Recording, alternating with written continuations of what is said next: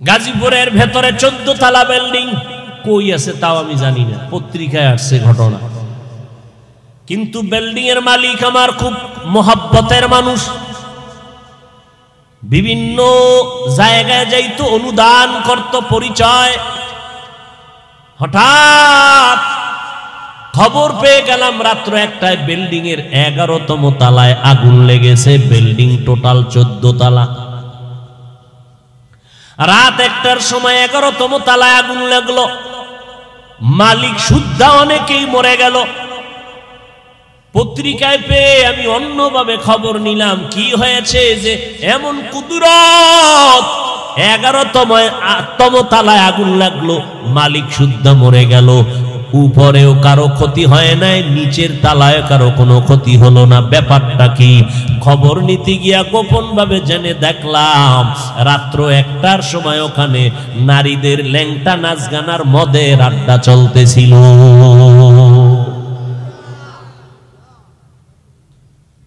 এই জন্য উচিত তো প্রত্যেক বিল্ডিং ওয়ালা এমন একজন ভাড়াটিয়া থাকবে, যেই ভাড়াটিয়া আমার মাওলাকে বেজার করবে না, কোরআন পড়বে। ওই বিল্ডিং এর মেয়াদ যদি শেষ হয়, আমার মাওলা মেয়াদ বাড়ায় রাখবেন কুদরতের ফেরেশতার মাধ্যমে। হেফাজতের মালিক কে? কোটিপতি ব্যক্তি, জাহাজ যায় মাল সহ সমুদ্রের ভেতরে, হঠাৎ জাহাজ ডুবে গেছে। মালিকের কয়, স্যার আপনার জাহাজ ডুবে গেছে সমুদ্রের ভেতরে। কয়, আল্লাহর কসম ডুবে নাই। আপনি দেখছেন নি? কয়, দেখি নাই। আপনি কসম খাইলেন, সাহস তো কম না। হ্যাঁ সাহস, আমারটা ডুবে নাই। খবর নিয়ে দেখো। 100 মাইল দূরে গিয়া খবর নিয়ে দেখলো অন্য জাহাজ ডুবছে, তারটা ডুবে নাই।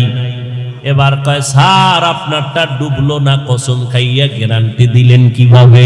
আমার নবীর কথা, যারা মালের যাকাত ঠিক মতো দিবা তাদের ক্ষতি হবে না। বড় বড় বড় বড় আগুন কেন, বিপদ কেন, কিডনি যায় কেন? কয়, মাদ্রাসায় 1 লাখ দিবেন নি? কয়, হ্যাঁ তো সম্ভব না।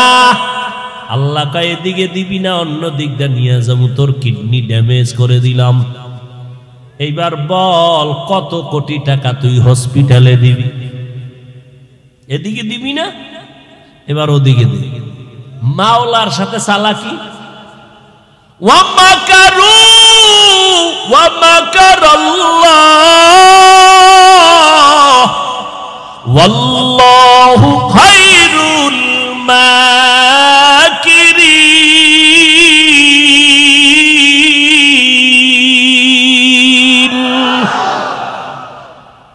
নমরুদের রেডি হয়ে গেছে, আল্লাহরই মাইরা লইব। আল্লাহরে মারলে ঝামেলা শেষ। একেবারে তীর তীর নিয়ে বাঁশ দিয়ে সিঁড়ি বানাইছে, উপরে গিয়া তীর মারছে। মাওলায়ও লাইনটা খুলে দিছে। একটা প্রাণীর গায়ে লাগছে, রক্ত লাগছে, নিচে একটা দেখ মাইরা লাইছি খোদারে, এই যে রক্ত। সেই নমরুদের আমার আল্লাহ মারলেন ফেরেশতা দিয়া। হ্যাঁ, একটা অসুস্থ মশার সাথে জুতা মোবারক। কত কবিরাজ, কত ডাক্তার, মাথা গরম ঠান্ডা হয় না। হঠাৎ করে জুতার সাথে মাথার মোলাকাত হয়ে গেল, হিমেল হয়ে গেল। নমরুদ কয়, জুতার ভিতরে এত বরকত আমি জানি না, বান্ধিয়া দে মাথায়। এত বরকত জুতার ভেতরে জানি নাই। এবার জুতা মাথায় লাগায় ঠান্ডা। কেমন চান কপাল যে জুতা লাগাইলে চান্দি ঠান্ডা হয়ে যায়। ভাইরা আমার, কিছু মানুষ আছে না, পানি খাইবেন, ডাব দিবেন না, মাথা ঠান্ডা। কি খায়? বিড়ি কি আছে না নাই? হ্যাঁ, বিড়ি টানতেছে, চান্দি, ধোঁয়া, চোখ লাল হয়ে গেছে। নাকে দিয়া ধোঁয়া, কানে দিয়া ধোঁয়া, মুখে দিয়া ধোঁয়া। কুয়াশার ভিতরে কিচ্ছু দেখা যায় না, হাম্মকরে দেখা যায়। আছে না নাই? আল্লাহ হেদায়াত দান করুন। এবার নমরুদ বলে, জুতার বাড়ি দিলে মাথা ঠান্ডা। কে দিবে? কয়, কর্মচারী রাখো, বেতন দিয়ে। ওর কাজই হলো জুতার বাড়ি দেবে, টাকা নিবে। কর্মচারী রাইখা কয়, রে নমরুদ ডাক দিয়া কয়, তুই যত জোরে বাড়ি মারবি বেতন বাড়ায় দিবি। কর্মচারী কয়েকদিন ফিটা ফাটা দিয়ে কয়, এই কাম আমার, বাথরুম টাথরুম কি করা লাগবে না? কি করা যায়? তুই বাথরুমে যা না মর, আমার বাড়ি বন্ধ করা যাবে না। কথা হলে আর একজন কর্মচারী শিডিউল ভাগ করে জুতার বাড়ি চলবে, এটা দায়মি ভাবে। এই রহমত থেকে বঞ্চিত হওয়ার কায়দাই নেই। জুতার বাড়ি বন্ধ করা যাবে না। মাওলার মাইর, হ্যাঁ, আমার মাওলা পাকের মাইর কত কঠিন। টাকা দিবি না মাদ্রাসায়, হঠাৎ দেখবি ঘরে আগুন, দোকানে আগুন, ডাকাতি। নাই নাই নাই নাই নাই, আল্লাহ কয় তোরে নাই বানায় দিলাম। আবার এই লাইনে বহু আল্লাহর বান্দা আছে, আমরা তাদের ভালো করে জানি চিনি, কষ্ট করিয়া ব্যবসা করে, অর্থ ও মন অনুযায়ী সাধ্য মতো দান করে, যখনই চায় হুজুর আমি দিলাম 50। এই জন্য দেখা যায় করোনার ভেতরে চাকরিওয়ালার চাকরি নাই, ব্যবসায়ীর ব্যবসা নাই, একটা মাদ্রাসাও বন্ধ হয় নাই। কার কুদরত? আমার মাওলার। ওই মাওলাকে চিনো, ওই মাওলার সাথে সম্পর্ক জোড়ায় দাও, তাহলে তুমি দুনিয়াতেও কামিয়াব, আখিরাতেও কামিয়াব। এই জায়গায় সম্পর্ক যেই পরিমাণ রাখবা, পরকালে সেই পরিমাণ ব্যবহার পাইবা। ইউসুফ নবী অর্থমন্ত্রী হইয়া চেয়ারে বসলেন। কোথায়? আমরা বাংলাদেশে। কোন দেশ? মিশর। অর্থমন্ত্রী হইয়া এবার দুর্ভিক্ষ শুরু হয়ে গেল, দেশ বিদেশ থেকে মানুষ আয় রেশন নিতে। ইউসুফ নবী বসে আছেন, কর্মচারীরা খানা দেয়, লাইনে দাঁড়ায় দাঁড়ায় মানুষ ব্যাগ ভরে ভরে মাপ দিয়া খানা দেয়, নিয়ে যায়। হঠাৎ ইউসুফ নবী তাকায় দেখলেন একটা যুবক, ওর হাতে কোনো ব্যাগ নাই, ও দাঁড়ায় দাঁড়ায় শুধু ইউসুফ নবীর চেহারাটা দেখতেছে। লাইনে দাঁড়ানো একজন একজন আসতেছে, ও কাছে আসতেছে, তবে ওর নজরটা খানার দিকে না, ওর নজর ইউসুফের দিকে। শানি দাকে বুয়াদমানন্দ দিদা শুনি দাকে বুয়াদমানন্দ দিদা তোরা দিদা ওয়া ইউসুফরা শুনিদা। ইউসুফ রে যে দেখছে আর যে শুনছে সমান নি, কোনদিন সমান না। যুবকটা লাইনে আসতে আসতে যখন নাম ডাক পড়লো, তার সিরিয়াল সামনে কেউ নাই। এবার যুবক কিছু নিবানি, কয় না ব্যাগ কই? কয় ব্যাগ নাই। কথা তুমি দাঁড়ায় রইছো এত কষ্ট, আমি একটু ইউসুফ নবীর সাথে কথা বলবো। তো ইউসুফ নবীরও নজর লাগছে না লাগে নাই? ও টার্গেটে বইরে গেছে। এই কর্মচারী সারো, অন্য লোকগুলোরে দাও। যুবক ইউসুফ নবীর কানের গোড়ায় মুখটা লাগাইয়া কি যেন বললেন। হঠাৎ সবাই তাকায় আছে, লাইনের মানুষগুলো খানা নিয়ে দৌড়ায়। এই ছেলেটাকে যে ইউসুফের ডাকাইয়া দেখা আবার কথা বলার সুযোগ পেয়ে গেল। হঠাৎ সবাই নজর করে দেখি ওই যুবকের কথা কানের মধ্যে কি বলছে জানা নাই। ইউসুফের চোখ বেয়ে বেয়ে পানি ডাক দিয়া কয়, কর্মচারীরা আমার এই ভাইজানের কম দিবি না, যা চায় মজার মতো দিয়া দাও, ব্যাগ দিয়া প্যাকেট করে দাও, যত চায় তত দাও, যত চায় তত দেও, মেহমানদারিতে যেন কোনো দুর্বলতা না আসে। আমার আল্লাহ জানায় দিলেন ইউসুফ। মানুষের অন্তরে একটা সন্দেহ হয়ে গেল, লাইনে দাঁড়াইয়া কষ্ট করে খানা নেয় মাপ দিয়া, আর তুমি এই লোকটারে এত পরিমাণ দিলা কেন? ভেতরের রহস্যটা বলে দাও। ইউসুফ ডাক দিয়ে কয়, ভাই এই যুবকের আমি এত দিলাম কেন জানো? আমি তো সেই ইতিম, আমি সেই অসহায় ইউসুফ। আজকে 40 বছরের উপরে হইল বাবার চেহারা দেখতে পারি। দুনিয়াতে আসার পর যেই বছর আমি দুনিয়াতে আসছি, তার পরের বছর আমার ছোট ভাই বিনিয়ামিন জমিনের মধ্যে আসছে। আমার আম্মা জান একই বছরের আগামাথায় 2 বাচ্চা দেওয়াতে আমার আম্মা জান দুনিয়া থেকে বিদায় হয়ে গেল। মা বলিয়া ডাক দেওয়ার কেউ নাই। আব্বা জান আমারে বড় আদর করতেন, রাতের বেলা পাশে নিয়ে ঘুমাইতেন। মাঝে মাঝে খালা আমারে আদর করছেন, কিন্তু আমার 10 ভাইয়ের ভিতরে হিংসার জন্ম হলো, সহ্য করতে পারল না। আমার ভাইয়ার আমার বাবাকে উল্টা পাল্টা বুঝাইয়া খেলার বাহানা কইরা আমারে নিয়ে গেল। আমার বাবায় দরজা দিয়া তাকাইয়া আছে, আমার ইউসুফেরে তোরা কই নিয়ে যাও। আমারে বাইরাই না আমার বাবার নজরের যখন আড়াল হয়ে জঙ্গলে ঢুকলো, এইবার আমারে ভাইরা মারধর শুরু করলো। এক ভাই মারার পরে আর এক ভাই কয় তুই মার, এইভাবে মারতেছে আর বলে এখন তোরে কোন বাবায় ফিরাবে। আমি কান্না করে বলছি ভাই আমার কি দোষ বলো, আমি তো তোমাদের বিরুদ্ধে কিছু বলি না। এইভাবে মারতে মারতে আমার বড় ভাই ইহুদা ও বলে আর মারিস না, সহ্য করতে পারি না। কারণ বড় ভাই ছোট ভাইয়ের প্রতি কলিজা ভাঙ্গা মোহাব্বত, এইটা যদি ছোট ভাইরা বুঝতো কোনোদিন বড় ভাইয়ের সাথে বেয়াদবি করতো না। অনেক ফ্যামিলিতে বড় ভাই লেখাপড়া করতে পারে না, ছোট ভাইরা অনেক লেখাপড়ার সুযোগ পায়। কারণ দেখা যায় বাবা মা বুড়া হয়ে গেছে, এখন যদি বড় ভাই লেখাপড়া করে কামাই রুজি করার কেউ নাই। বড় ভাই কয় না বাবা তুমি কষ্ট করিও না, আমি কামাই রুজি করি, লেখাপড়া বেশি করা লাগবে না, আমার ছোট ভাইরে পড়াই।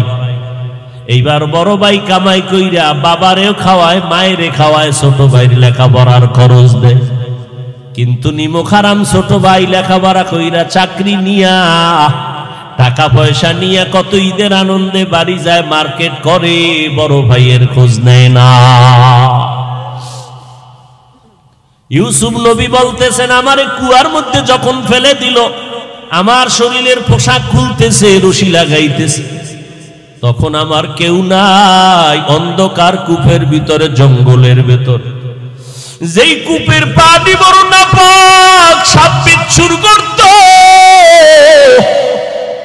আমার ভাইয়ের আমার জামা কাপড় খুলিয়া এরপরে যখন রশিতে বেঁধে কূপের মধ্যে ফালায়, কি নিচে যাওয়ার পরে উপর দিয়ে রশিটা কেটে ফেললো। ওদিকে আমার আল্লাহ ডাক দিয়ে কয় জিবরাইল জলদি করে যাও, জান্নাতি পোশাক আমার ইউসুফের পরায় দাও, আর ওই কূপের নাপাক পানি যেন ইউসুফের গায়ে না লাগে, একটা জান্নাতি পাথর তার পায়ের নিচে ধরে দাও। ইউসুফ নবী বলে আমি নিচে গিয়ে একটা পাথরের উপরে দাঁড়াইলাম, জান্নাতি পোশাক গায়ে পরলাম। ওখান থেকে আমার ভাইরা চলে গেল, কিন্তু কেউ আমার খবর নেয় না। অন্ধকার কূপ, কিন্তু আল্লাহর কুদরত, আমি ইউসুফের আমার মাওলা এত সৌন্দর্য দান করছে, অন্ধকার দিয়ে চলতে কোনো বাতি লাগে না, ইউসুফের চেহারায় আলোকিত হয়ে যায়। অন্ধকার খুব আলো হয়ে গেল আমার চেহারায়, কিন্তু আমারে ফালাইয়া ভাইরা চলে গেল, খবর নাই। এখন আমি কেমনি উঠবো? ওখানে বসে আছি, চোখের পানি সারি, আমার বাবায় না জানি বেহুশ হয়ে গেল। কিন্তু আমার বড় ভাই মাঝে মাঝে আইসে একটু তাকায় তাকায় খবর নেয় আর কথা বলে, আমার জন্য রশি দিয়া নাস্তা দেয় আর বলে ভাই কাঁদিস না, আমি গোপনে আসছি, ওরা যদি জানে আমারে মেরে ফেলবে। কারণ আমি বড় ভাই, সহ্য করতে পারি না ছোট ভাইয়ের কষ্ট। যত দ্বন্দ্বই থাকুক না কেন রে বাবা, ছোট ভাই বড় ভাইয়ের খবর নেয় না, জিগায় না। কিন্তু যদি বড় ভাই হঠাৎ রাত্র কাঁচা ঘুমের মধ্যে কেউ টেলিফোন করে তোমার ভাইরে চৌরাস্তা আটকাইছে, বড় ভাই ঘুম বাদ দিয়া মঞ্জুরে একটা দৌড় দেয়। বড় ভাই গিয়া হাত বাড়ায় কয় খবরদার, আমার ছোট ভাইরে মারিস না, পারলে তোরা আমাকে মার, আমার ছোট ভাইরে আঘাত করবি না, আমাকে মার। আমার ছোট ভাইরে আমি মানুষ বানাইতে কষ্ট কম করি নাই। যতই দ্বন্দ্ব থাক, তবে আমার চোখের সামনে আমার ভাইরে আঘাত করবি, মেনে নিতে পারবো না। ওখান থেকে ইউসুফের বিক্রি করা হলো, মিশরে পাঠায় দিল। ইউসুফ নবী চোখের চোখের পানি ছেড়ে কাঁদে। ওই বাবারে বাবা বলিয়া ডাকতে তো আর পারলাম না। আমারে মিশরের বাজারে বিক্রি করার পর গোলাম বানায় দেওয়া হলো। এক পর্যায়ে জুলাইখার অভিযোগে আমারে জেলখানায় নেওয়া হলো। ওই জেলখানার থেকে আমার কেউ নাই, আমার বিরুদ্ধে অপবাদ দেওয়া হলো। জুলাইখা আমার বিরুদ্ধে তার স্বামী আজিজে মিশরের কাছে অভিযোগ দিয়েছে। ও এলাকার মুসলমান, ইউসুফ নবী চোখের পানি ছেড়ে কয়, এই যুবক ওই সময় জুলাইখার স্বামী আমাকে বলছিল, ইউসুফ তুমি সত্যবাদী, তার সাক্ষী কি? ওই সময় একটা মহিলা কোলের মধ্যে বাচ্চা নিয়ে যাইতেছিল। আমার মাওলা আমার কলবের মধ্যে এলকা করে দিয়েছিলেন। আমি সাথে সাথে বাচ্চাটাকে ইশারা করলাম। আমি ইউসুফ সত্যবাদী না মিথ্যাবাদী বাচ্চা তার নির্ণয় করবে। ওই বাচ্চা মায়ের কোলে থাকার পর বাচ্চা নির্ণয় করে দিল, একটা স্কেল দিয়ে দিল। বাচ্চা ডাইরেক্ট বলে না ইউসুফ ভালো, মহিলা জুলাইখা খারাপ। এইটা ডাইরেক্ট বললে বাচ্চা সন্দেহ করতে পারে। ওই বাচ্চাটা একটা স্কেল দিয়ে দিল, ইউসুফ নবীর গায়ের জামা, এই স্কেলটা দিয়া মাপ দাও। পেছনে যদি জামাটা ছেঁড়া থাকে তো মনে করবা জুলাইখা দোষী। ইউসুফের জামা সামনে দিয়া যদি ছেঁড়া থাকে তো ইউসুফ দোষী। স্কেলটা দেওয়ার বদ্র ওই বাদশা তাকায় দেখে পেছন দিক দিয়া জামা অংশ ছেঁড়া। জুলাইখার এই অপমানজনক মিথ্যা অপবাদ জুলাইখার স্বামী ধরে ফেললো। এইবার ইউসুফ নবী বলেন, ও দুনিয়ার মানুষেরা, এই যুবকটারে আমি এত পরিমাণ দিলাম, কারণটা কি? এই তো সেই যুবক, যেই যুবক ওই মায়ের কোলে আমার পক্ষে সত্য সাক্ষী দিছিল।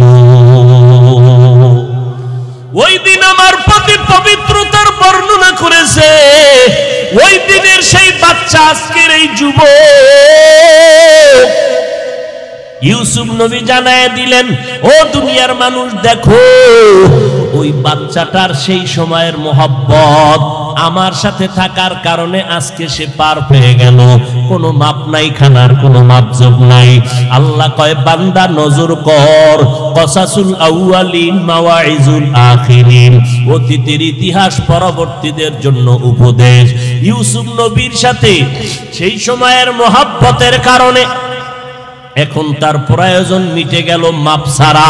ও দুনিয়ার মানুষ, দুনিয়াতে থাকিয়া মাকে দাও, বাবাকে দাও, মায়া মোহাব্বত স্ত্রী পরিবারের দাও, কিন্তু আসল মোহাব্বত আমি মাওলার মধ্যে যদি সীমাবদ্ধ রাখতে পারো, ইউসুফের মোহাব্বতে যদি সময় মতো মাপ ছাড়া খানা পায়, আমি মাওলার অন্তরে তো মায়া 99 গুণ বেশি।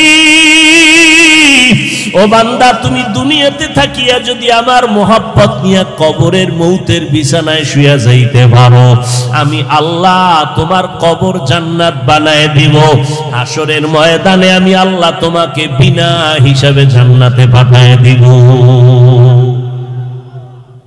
এরে নবীর উম্মতের দল, অহংকারী অন্তর থেকে ছেড়ে দাও। হযরত আলী বলেন, এলেম পাইয়া খুশি, টাকা পেয়ে খুশি না। তার কারণ এলেমওয়ালা টাকাওয়ালার টাকা আজ আছে কাল থাকবে না, এলেমওয়ালার এলেম বিদায় হবে না। 2 নাম্বার কারণ, টাকাওয়ালার যত টাকা বাড়ে তত দুশমন বাড়ে, এলেমওয়ালার যত এলেম বাড়ে তত বন্ধু বাড়ে। কথা ঠিক নি? টাকাওয়ালার যত টাকা বাড়ে দুশমন বাড়ে, এলেমওয়ালার যত এলেম বাড়ে বন্ধু বাড়ে। ঠিক 3 নাম্বার কারণ, টাকাওয়ালার যত বয়স বাড়ে তত সকলের ঘৃণা বেড়ে যায়, আর এলেমওয়ালার যত বয়স বাড়ে সবার মোহাব্বত বাড়ে। টাকাওয়ালা বুড়া হয়ে গেছে, স্ত্রী কয় মরে না কেন, সন্তানেরা কয় মরে যাওয়া ভালো। আর এলেমওয়ালা যত বুড়া হয়ে যায়, বড় বড় আলেমরা লাইনে দাঁড়ায়, হুজুরের একটু জুতা যদি হাতে নিতে পারতাম বরকত হতো। এটা এলেমের বরকত। এই মজলিসটাও তো এলেমের মজলিস, এই জন্য এত দাম। খানা নাই, ঘুম নাই, এরপর মানুষ ঠান্ডার ভিতরে দুর্বল বিছানায় বসে আছে, একমাত্র এলেমের মোহাব্বত আর বরকত। আল্লাহ কষ্টকে নাজাতের জরিয়া বানায় দেন, হেদায়েতের জরিয়া বানায় দেন। এরে যুবক, আল্লাহ তাআলা বলেন আলিফ লাম মিম যালিকাল কিতাবু লা রাইবা ফি, এটা এমন একটা কিতাব যার মধ্যে কোনো ভুল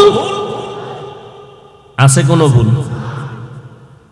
ওই আলেম কেন বলল কোরআনে জাল আছে? এ তো করোনার আগের না, ইদানিং বলছে, এই কয়েক মাস আগে মাত্র বলে কোরআনে ভেজাল। বলে কেমন? হাদিসের থেকেও বেশি। আরো জোরে বলেন। কই দেশের মানুষ তো ঘুমাইতেছে, খবরও নাই। আল্লাহ সারাইছে, দেওবন্দিওয়ালারা যদি এর কিছু কইতো দুইয়া লাইতো ওই জাতিরা। আল্লাহ হেদায়েত দান করুন। হায় হায়, কালেমা কুফরি কোন দেওবন্দিওয়ালারা বলে নাই। নবীরা ভুল করেছিলেন, আল্লাহ ভুল করাইছিলেন, কোন দেওবন্দিরা বলে নাই। কোরআনে জাল আছে, কোন দেওবন্দিরা বলে নাই। বেশি নফল ইবাদত লাগে না, কোন দেওবন্দিরা বলে নাই। এরপরও সব দোষ হলো দেওবন্দীদের। মাদ্রাসা বন্ধ করার জন্য পায় তারা চলছে। আল্লাহর কসম, যে বাতি আমার আল্লাহ জ্বালাইছেন এটা নিভাইতে পারবে না, বরং যারা নিভাইতে যাবে তারা নিজেরাই নিভে যাবে। এর প্রমাণ আছে না নাই? নাম ঠিকানা শুদ্ধ প্রমাণ আছে। আল্লাহ হেদায়েত দান করুন। আল্লাহ বলেন হুদাল্লিল মুত্তাকিন, কোরআন হলো হেদায়েত। যারা আল্লাহকে ভয় করে মুত্তাকিনদের জন্য কোরআন হেদায়েত। আল্লাহ কোরআনের আর এক জায়গায় বলেন হুদাল্লিন নাস, গোটা জগতের মানুষের জন্য কোরআন হেদায়েত। ও যুবক, আমার মাওলার কোরআনটা আজকে দুঃখ, ঘরে কোরআন আছে কিন্তু জানো না কোরআন কি জিনিস, খুলিয়া দেখলাও না। আমার মাওলার কোরআনটা সিনায় লাগাও, সিনা ঠান্ডা হয়ে যাবে। আমার মাওলার কোরআন তাকায় দেখো, চোখ ঠান্ডা হয়ে যাবে। আমার মাওলার কোরআন পড়ো, জেহেন ক্লিয়ার হয়ে যাবে। ওই কোরআনের সাথে সম্পর্ক লাগাও, কোরআন ওয়ালাদের সাথে সম্পর্ক তৈরি করে নাও। এরে নবীর আশিকের দল, ওই কোরআনের তালিম চলছে কোথায়? আজ মাদ্রাসাগুলোর ভেতরে। ওই কোরআন ওয়ালাদের সাথে সম্পর্ক লাগায় দাও। কারণ আল্লাহর নবী বলেন কিয়ামতের দিন এক বান্দার ব্যাপারে আল্লাহর ফয়সালা, এর জাহান্নামের হ্যান্ডকাপ লাগাইয়া এর জাহান্নামে নিয়ে যাও। যখন যাবে ফেরেশতারা টানতে টানতে নিয়ে যাবে। আল্লাহর বান্দা বারবার পেছনে তাকাবে। আল্লাহ বলবে ফেরেশতা দাঁড়াও, এই লোকটা বারবার পেছনে তাকায় কেন? ফেরেশতারা বলে জানি না। দাঁড়াও, কেন তাকায় জানো? আমি মাওলার রহমতের দিকে আশায় আশায় তাকায়। আল্লাহ একটু রহম করেন না। কথা কেমনে করি? আমল নামাটা একটু তদন্ত করো তো, দেখো তো জীবনে কোরআন শরীফ পড়ছেনি? ফেরেশতারা তদন্ত করে দেখবে জীবনে কোরআন পড়ে নাই। আল্লাহ কোন তদন্তে জিরো। আল্লাহ বলবে খুঁজো, কোন কোরআন ওয়ালার সাথে সম্পর্ক আসেনি। খুঁজতে খুঁজতে দেখবে নাই। এবার আমার আল্লাহ শেষ বলবে দেখ, এই বান্দার এমন কোন বন্ধু আসেনি যার সাথে কোরআনওয়ালার সম্পর্ক। হঠাৎ খুঁজে দেখবে হ্যাঁ, এই বান্দার একটা বন্ধু আছে কোরআনওয়ালার সাথে সম্পর্ক। আল্লাহ বলবে এর বরকতে আমি জান্নাত দিয়ে দিলাম। এরে আল্লাহর বান্দারা, হিন্দুদের ধর্ম আলাদা, আদর্শ আলাদা। বৌদ্ধদের ধর্ম আলাদা, আদর্শ আলাদা। খ্রিস্টানদের ধর্ম আলাদা, আদর্শ আলাদা। আমাদের ধর্ম কি আলাদা না এক? আমাদের তোমার ধর্ম ইসলাম, তোমার আমার ধর্ম এক। আল্লাহ এক, কাবা এক, কোরআন এক, হাদিস এক। তোমার আমার আদর্শ তো এক হবে। তোমার পোশাক কেন আলাদা, আমার পোশাক কেন আলাদা? যুবকেরা বলো বাবা, যদি বলো তোমার পোশাকটাই সঠিক, দলিল দাও, আমরাও তোমার মতো পোশাক পরি। আর যদি বলো না হাফিজ ভাই, আপনাদের পোশাকটাই আসল পোশাক, মদিনার পোশাক, তাহলে পা দুটা আগায় দেও, আমি তোমার পায়ে হাত রেখে বলবো এখনো সময় আছে, তওবা করে মদিনার পোশাকটা শরীরে লাগাও। মরার পরে কাফন পুরাটা ভরলে লাভ হইবে কি বোরকা? মরার আগে মদিনার পোশাক লাগাইয়া দাও, আজরাইল আইসা যেন দেখে তোমার শরীরে মদিনার পোশাক। ওরে আল্লাহর বান্দা, হুজুরদের কথা আজকে তুমি যতই অবিশ্বাস করো, আমার মাওলার কোরআনটা কি অবিশ্বাস করবা? ওই কোরআন সত্য। গুনাহগারেরা জাহান্নামে যাবে, নেক আমলওয়ালারা জান্নাতে যাবে। ইন্নাল আবরারা লাফি নাঈম ওয়া ইন্নাল ফুজ্জারা লাফি জাহিম। নেক আমলওয়ালারা জান্নাতের প্রতীক, গুনাহ যারা করবে তারা জাহান্নামের প্রতীক। আল্লাহ কোরআন দিবেন হেদায়েতের জন্য। কোন হেদায়েত? এগুলো নিয়ে বিস্তারিত কথা বলার সুযোগ আর হলো না রে বাবা। আল্লাহর কাছে তওবা করো। সব বয়ান সারা রাত করি, সব বয়ানের মাকসাদ হলো হেদায়েত। আজকে সারা রাত বয়ান শুনবো, ফজরের নামাজ পড়বা না, কোনো লাভ হবে না। আর অল্প বয়ান হবে, মানুষ বাসায় গিয়া নামাজ পড়বে, বয়ানটা সফলতার দরজায় চলে যাবে। এই জন্য আগের আল্লাহওয়ালারা বয়ান করতে চাইতেন না, ধইরা বসায় দিলে 20 মিনিটের বেশি কথা বলতেন না।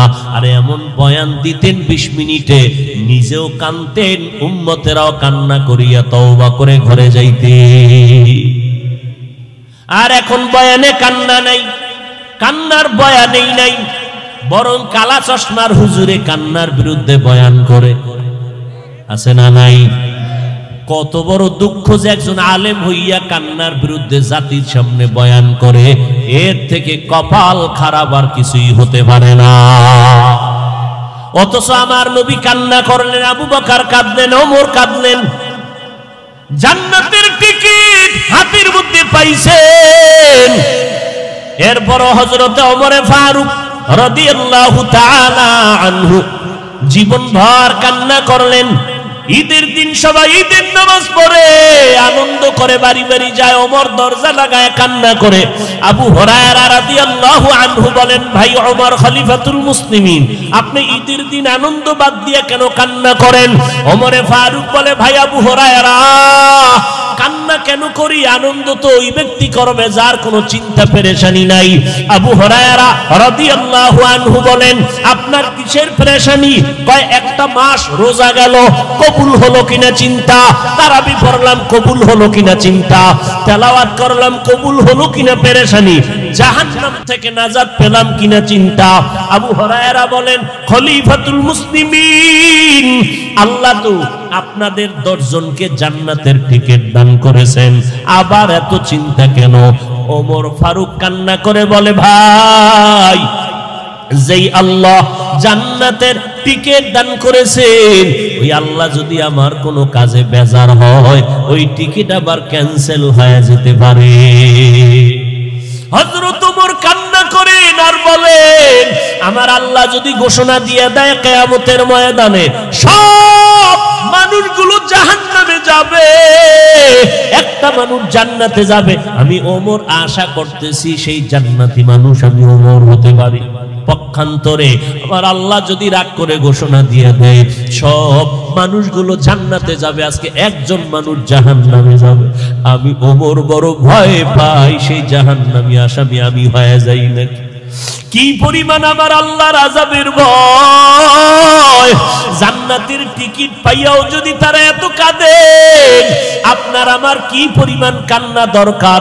যেইভাবে নামাজ পড়া দরকার পারলাম না, যেইভাবে জিকির করা দরকার পারলাম না, যেইভাবে নামাজ পড়লে আল্লাহ খুশি হবে ওইভাবে তো নামাজ হলো না জীবনে, যেইভাবে তেলাওয়াত করলে আমার আল্লাহ খুশি ওইভাবে তেলাওয়াত করতে পারলাম না।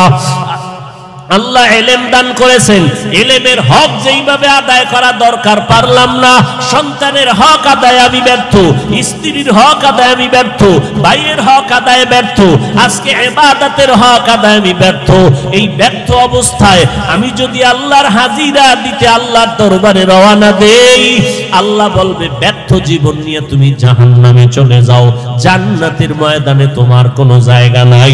এই জন্য এমন একজন আল্লাহওয়ালা পাবেন না যে সারা জীবন কান্না করে নাই। এত আমলের পরেও কেন কাঁদছেন? আমার আল্লাহর আযাবের ভয়। আপনার আমার কি পরিমাণ কান্না উচিত, অথচ কপাল খারাপ, নিজেও কাঁদি না, কেউ যদি কান্না করে তাও পছন্দ করি না। এরে নবীর উম্মতের দল, আমার নবীও যদি কাঁদেন কেন কান্না করবারে বাবা? দুনিয়ার ঘরে আগুন লাগলে পানি ছাড়া যেমন ঠান্ডা করা যায় না, গুনার কারণে জাহান্নামের আগুন, মদিনার নবী বলেন চোখের পানি ছাড়া জাহান্নামের আগুন ঠান্ডা হবে না। আল্লাহর কাছে তওবা করো রে বাবা। এখনো যারা মাওলার কোরআনটা চোখ দিয়া তাকাইয়া দেখতে পারো না, এর যুবক, এখনো কোরআনটা পড়তে পারো না, এরে বাবা, অনুরোধ করি তওবা করো।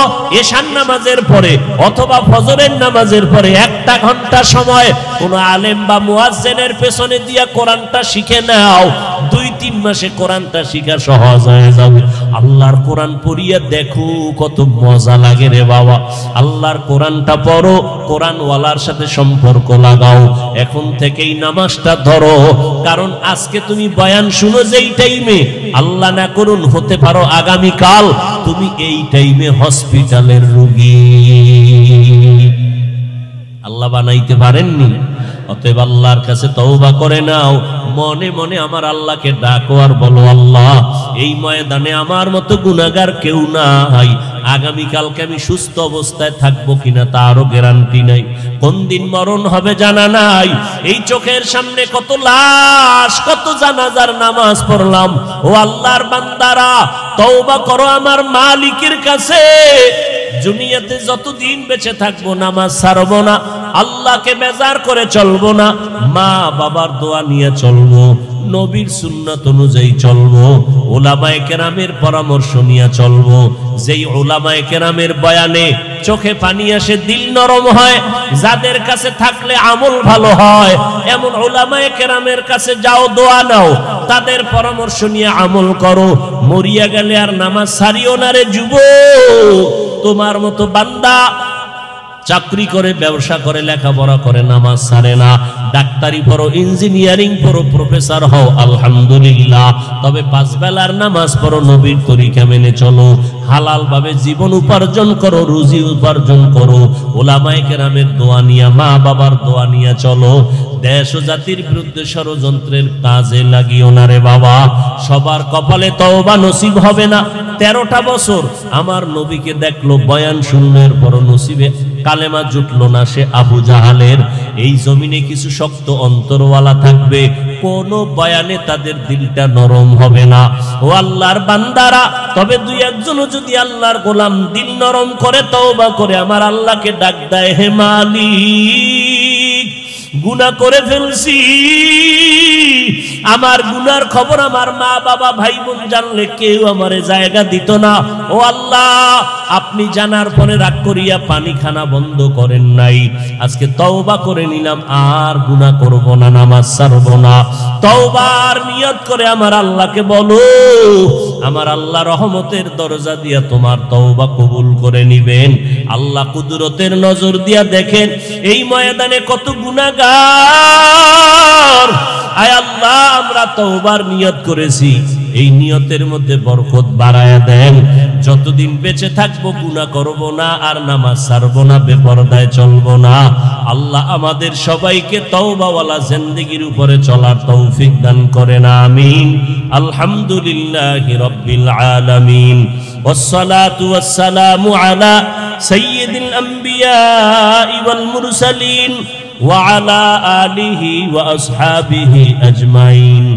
ইয়া আরহামার রাহিমিন, ইয়া আরহামার রাহিমিন, ইয়া আরহামার রাহিমিন। ربنا ظلمنا أنفسنا وإن لم تغفر لنا وترحمنا لنكونن من الخاسرين رب ارحمهما كما ربياني صغيرا اللهم إنا نعوذ بك من البرص والجنون والجذام وسيء الأسقام اللهم إنا نسألك رضاك والجنة ونعوذ بك من سخطك والنار اللهم إنك عفو كريم تحب العفو فاعف عني ও দয়ার মালিক গাজীপুরের চৌরাস্তা ঈদগাহ ময়দানে কুদরতের নজর দিয়ে দেখেন উলামায়ে কেরাম হাত তুলেছে গভীর রাত দুনিয়ার সব বাড়িওয়ালাদের দরজা বন্ধ আপনার রহমতের দরজা বন্ধ নাই রে আল্লাহ আয় আল্লাহ আমরা গুনার বোঝা নিয়ে হাজির হয়েছি রে মাওলা শয়তানের ধোকায় পড়ে গুনাহ করে আজ আমার হাত না পাক চোখ না পাক জিহ্বা না পাক অন্তর না পাক আয় আল্লাহ আপনার মতো দয়াময় কেউ নাই আমরা আপনার আদরের নবীর উম্মত গুনার কারণে দিলটা পাথর চোখে পানি নাই কান্নাওয়ালা চক্ষু দান করেন আল্লাহ আয় আল্লাহ তওবা করেছি আর গুনাহ করব না মেহেরবানি করে আমাদের জীবনের সকলের সমস্ত গুনাহ মাফ করে দেন আল্লাহ আয় আল্লাহ জামিয়াতুর রহমানে মাহফিল কবুল করেন